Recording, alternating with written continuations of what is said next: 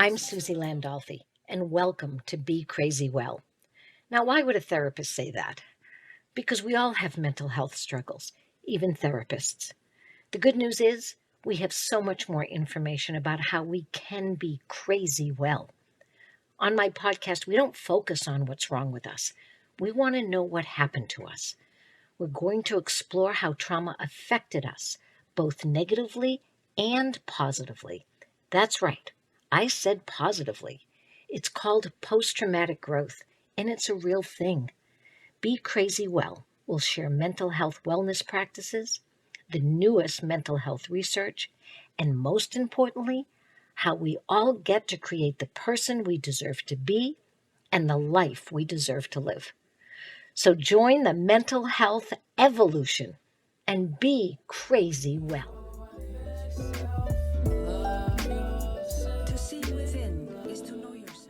Hi, it's Suzi Landolfi here on Be Crazy Well. And I wanted to share something with you that I was noticing that I've done for a long time, and I think we all do it. And I'm wondering whether or not it's working. That's sort of how I look at life. Is what I'm doing actually working? Is it effective? Maybe I think it is, maybe it's not. So here's one of the things I do. I constantly ask people, how are you doing? And I ask that all the time, and I realized that I never ask, how are you being? Actually, after all, we're called human beings. And maybe because it's easier, this is true for me, to be a human doing than a human being. Or maybe we say, how are you doing? Because it's really hard to be. It's hard to be present. It's hard to be kind. It's hard to be patient. And it's really hard to be okay. And it's even difficult to be okay with not being okay. And I think the other reason is because we all know that we have to do different in order to be different. I've said that before. It's really important that we understand that we're our own best resource. So maybe we can't say, how are you being today? That's probably not going to happen or be part of our greeting. But what if we could say, how are you doing differently today? Like, what if we could do that? What if that's a part of our doing differently? So one of the things that I know that Coming Home Well does really well, and that's providing information for resources. And working in the veteran world as long as I have, I was online yesterday looking for resources, finding out what there is out there to help veterans and veteran families. And I kept finding lists. And some of them are pretty extensive, and some of them not so much. And I realized that I hope we're not setting people up. And what I mean by that is there are some great resources out there, and there are some resources that maybe won't work for you. And is the format of the resource actually effective? And what I mean by that is one of this cultural things that we have here in our country and community is, if a little is good, a lot is better. If something is small and effective, then maybe bigger is better. And I was concerned that many of our veteran resources have become very large, monolithic organizations. And the idea, and I think the way of being and doing that happens for them is a real passion for wanting to help more people. And I realized that if that is the concern and that is the mission, wouldn't it make sense to make sure that we're helping people well instead of helping more less effectively? And I say that because I care too about all the organizations that I work with. Are we being effective, or are the numbers more important than the quality? Because here's something I know about the veteran community. I know that peer-to-peer support is probably, and in many ways, the most effective support in this community. That's what I've experienced. And I'm not even a peer. I am a civilian. I did not serve in the military. Well, what you taught me was that joining the military, the most important part, and may be to serve your country, I'm actually realizing and seeing and hearing all the time that you wanted to serve each other as well. That your brothers and sisters, the person to the left and right of you, was just as important, if not more important at times, than serving the greater community and serving the country. And if that's true, and that's the passion and the mission that you have lived for, and some people have died for, wouldn't it make sense that we question the organizations that are providing resources to make sure that you are your own best resource? That we help you, just like in the military, to become your best protector and supporter. That we make sure that you are connected to other military men and women to help one another. I actually, as a licensed therapist, see myself as second or third line. That's the other thing that you taught me, is that there's lines of defense and lines of protection and lines of support. And honestly, as smart as I am and as good as what I do, I will never be as effective as you are toward one another. I know it because I've seen it and I've experienced it for many years now. So I'm concerned that sometimes we give out resources to veteran families and we assume that that resource is going to work. We assume that it's effective, and we assume that you're going to be able to access it and get what you need. Now, if 25 to about 30% of all veterans go into the military from ineffective families, that's a nice way of putting it. So if families are struggling, and you as a 16, 17, 18-year-old young man or woman is struggling and has been struggling in a family for that many years, man, being able to go to the military and find purpose and value and structure and rules and regulations and value and even 3 meals a day and the ability to be able to know that you're working for an effective, functioning, not always perfect, organization would be very, very helpful and almost healing in many ways. So now my concern is when you come out of the military and you are looking for resources from a community that you haven't lived in for a while, and maybe from a community that didn't serve you, starting with your family, and then maybe even the school system and whatever else, and whomever else in your community, I think it would be very hard. It would be for me to trust and reach out for support and help. So that's why this idea of peer-to-peer support seems more effective and I would say probably more comfortable to access. And I would like to think that if we can help you in any way, it's to actually remind you that you are your own best resource. You always have been. And I don't mean that you have to find every answer for yourself. You have to fix every problem for yourself. That's far from it. In fact, I believe that vulnerability and asking for help is one of the greatest strengths we have, and I had to learn it. I had to practice it. I was absolutely incapable of asking for help because in my childhood, there wasn't any. I was the help for me. So I really realized that I didn't trust asking people who said they cared for me. I didn't trust asking them for help. First of all, they were incapable. They were struggling themselves. And secondly, I didn't want to be disappointed anymore. So I think about that, and I think about, as you are creating a life here in the non-military civilian world, how difficult it can be, and oftentimes is, to reach out and ask for support. And then if you finally do, what if that support and that resource is not effective, is too large? It takes too much time. There are so many regulations and applications and ways that you need to comply in order to get the help.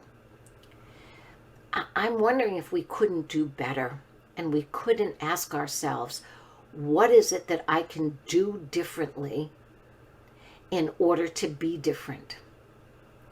So I would like to consider that when we go and ask for help and when we reach out to a resource, could we become their partner, not just the passive receiver of the help? My experience with military men and women is that there isn't anything passive about you. Not at all. You're doers. So maybe that's why we can say, how are you doing? Because that's my experience of you. You are doers. You went into the military to do, not just to be. And back here, or I should say here, because it's not even back, sometimes it's right next to, in the civilian world, that's not always the case. Oftentimes we're looking for people to do for us. So there's a huge disconnect that I think we need to take a look at. And I can't promise you that all the veteran service organizations are going to be able to change or understand this disconnect, this contradiction, this struggle. And they're going to provide the resources that they can, the way that they know how. And they may not be able to change or think about, how can we do differently for the people we're serving? So I would like to ask you to think about, how can you be your own best resource and advocate for the help you deserve? Now, one thing that I hope I never do, once a month maybe I slip, I never say you need help or you need therapy. I always say you deserve it, because I really believe that. I believe that everybody deserves it. I also know that not everybody can access that deserving way of being, that their thoughts and feelings are far from believing that they are deserving. And that again goes back to childhood, how we are treated. Are we treated as if we deserve kindness, respect, and care and help? Where we treated and trained to understand that asking for help and providing some of your own help and working with the helper is actually a strength. It's a superpower more than even just a strength.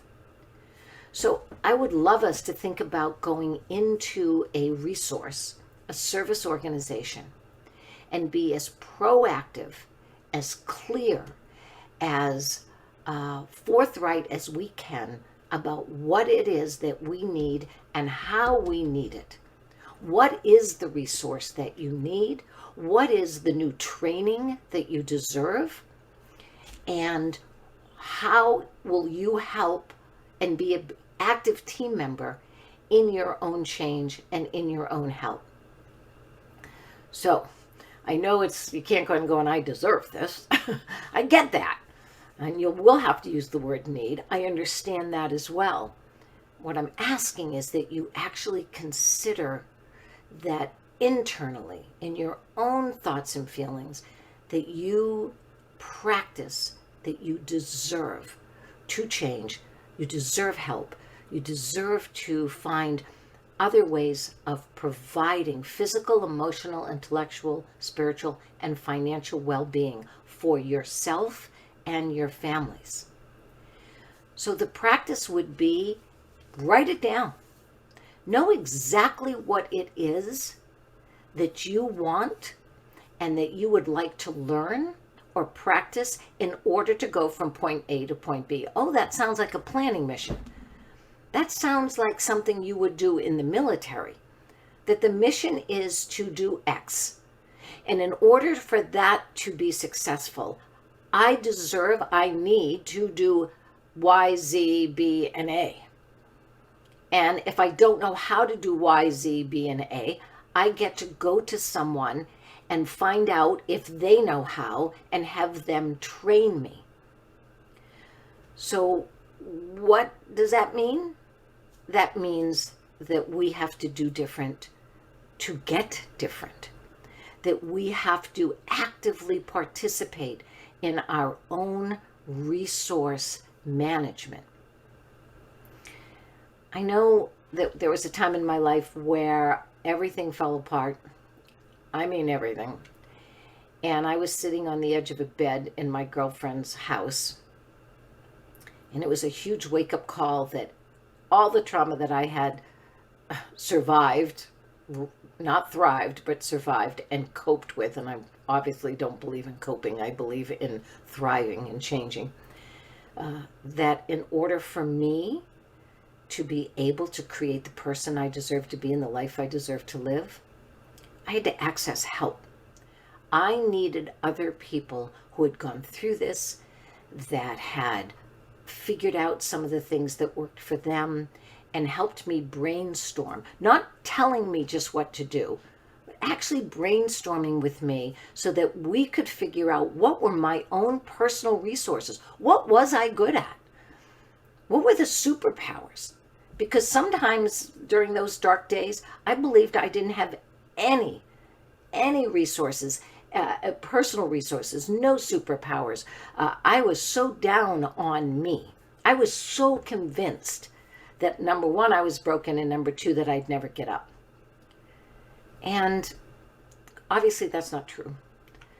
It's not true for all of us. Only if we continue to believe it and support it. So I can remember trying to learn and practice asking for help, and I was given a list of names to call. And I refused. I was going to struggle myself. I wasn't going to ask. I was terrified. I was sad. I was embarrassed. I mean, you name it, I felt it, and I was not going to call anybody on that list. And then, of course, my higher self, the little bit of my mind that was still working clearly, said, well, then, you're not necessarily going to create the person you deserve to be if you don't do differently. So why don't you do what you don't want to do, or you don't think you want to do, or you're afraid to do? So I started to call names on that list, and it took everything I had to call the first number at the top of the list. And as the universe would have it, that has a great sense of humor, they didn't answer. And I threw the list down. I said, I knew it. I knew that once I would finally ask for help, they wouldn't be there. Of course, that's my childhood. So that was going to confirm that I didn't deserve the help and that it wasn't going to be there anyway. And then I got more irritated. And for all of you that listen to this podcast, you know that irritation, frustration, anger, rage, and murder are all levels of fear and sadness. The only way we ever have anger is through fear and sadness. So my fear and sadness was great at that moment because of my past, my family not being able to give me the help because of their struggle. So I said, I'm going to call every number on this list until someone picks up, which was actually one of the smartest thoughts I had. So I started to call. I think I got, if I remember correctly, to maybe number 8 on the list. And finally someone answered. And I started to cry. And I will never, and nor do I ever want to forget that moment. And they were so kind. They were a peer.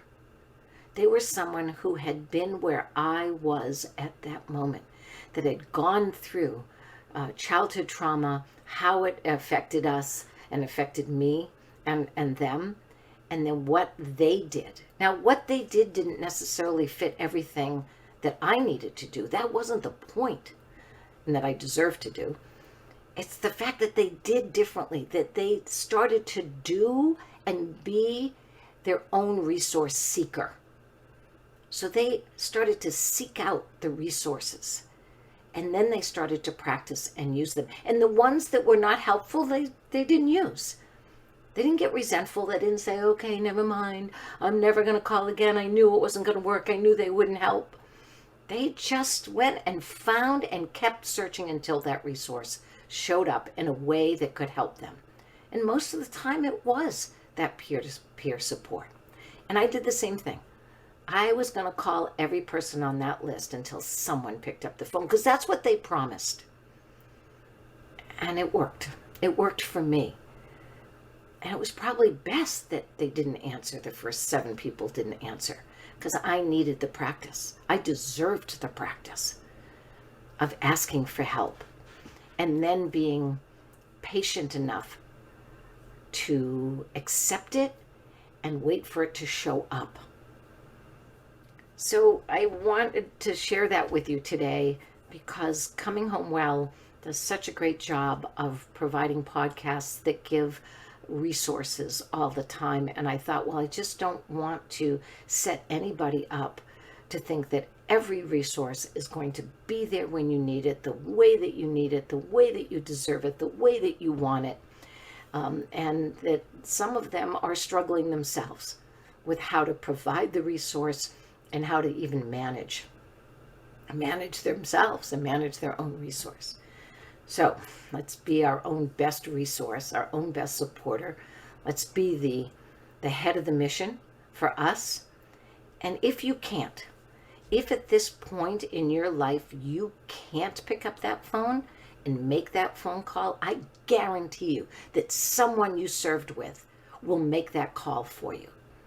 That some peer will do that with you, will go with you to that resource. I have seen that over and over and over again. And I'm not saying that your spouse won't or your family won't. I'm telling you that I know that this peer-to-peer support is real and it's effective and it works. And I'm a huge supporter, and I'm happy to be 2nd, 3rd, or 4th on the list of support. I'm honored to not be the first line of support. I want you to know that there is a wonderful peer-to-peer support organization out there that I work with called Merging Vets and Players. We put combat veterans together with professional athletes. And it's true, I've probably never worked with a group so resistant to asking for help. I will tell you this, they are the best at peer support. They know how to be on a team. They know that they can't play the game or the mission by themselves. So I've been a real advocate, and I have really been so honored to participate in a very effective and dedicated peer-to-peer support and resource. All right, that's it for today. Be crazy well. Ask for help. Be your own resource. I'm going to ask, how are you being? Because I hope that you understand that we are human beings, that we get to just be. We don't always have to do. And yet if we are going to do, let's do differently. Because that's how we change. And by the way, if you find something to do or the way to be or a way of doing that works, keep doing that. Like, find that and then share that. And it will work for some people. Maybe it won't work for others. And share and be your best self. Oh, that's the theme song by Kalvin Love. Be your best self. So have a great week, and I'll see you next week. Be crazy well.